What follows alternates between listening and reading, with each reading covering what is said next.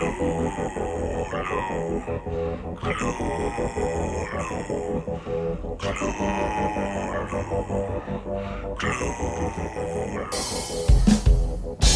up, YouTubers?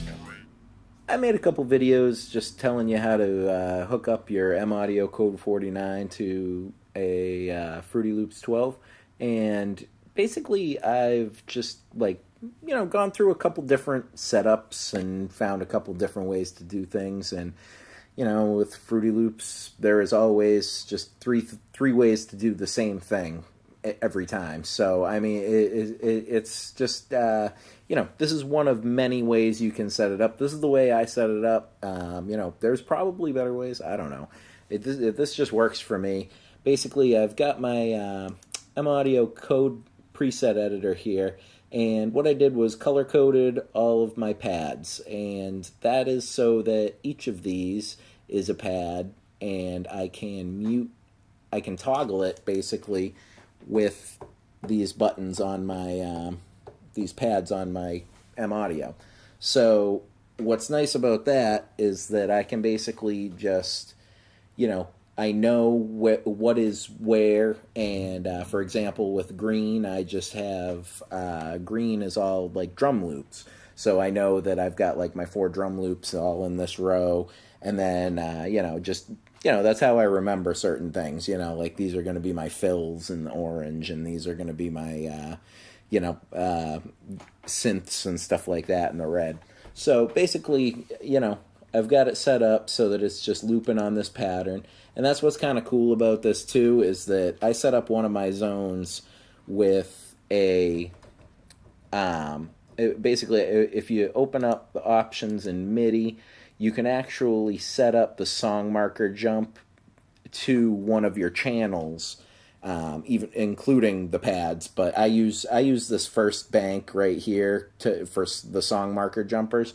And what's nice is you can just build a song of like 5 different pads, pads that you can basically just siphon through. And that's what's cool about this, is that it gives you a little bit of versatility. It's not just the same 16 pads you're stuck with. You can actually make you are stuck with 16 of these assignable channels to those pads. That's what you are limited by, but otherwise you're not very limited, because I mean, you can honestly just toggle them on and off, and that means that you have 16 combinations times however many patterns you can run. So that's what I like about this, is that it gives you a lot of versatility, and also you can set that to any channel. So you can set it to the middle of the keyboard, top of the keyboard, wherever you like it. You also have access to the performance mode right here. So if you have a performance mode channel, I don't know how to use the performance mode yet. I'm trying to figure it out, but it just for some reason I don't think it jives with the Code 49. It's hard to get the pads to work as the pads would with any kind of other controller. But that being said, so without any further ado, I'll kind of show you what's going on here. I have these 2 pads highlighted right here, and I'll just press play. A couple horn sections start playing. I got a little drum fill here.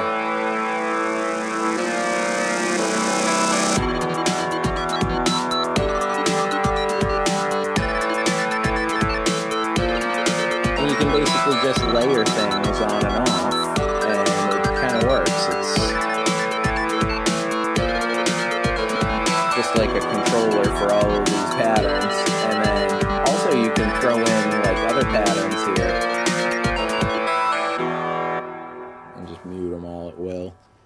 Stop there, and basically you can just you can have other patterns here that or channels that you can just assign to the keyboard in different places, or you can do a lot aside from that. As you're playing those pads, you can noodle around on the keyboard, and then you can have these faders affect the keyboard, or affect the filter, or just assign assign effects to the pad. And log it in that way. So with the combination of all of those things, you should be able to have some fun for a little while. Sometimes I'll just like, play the beginning of like something like I just did, and all of a sudden I find myself an hour and a half later being like, wow, I've just been sitting here pushing these pads on and off for an hour and a half.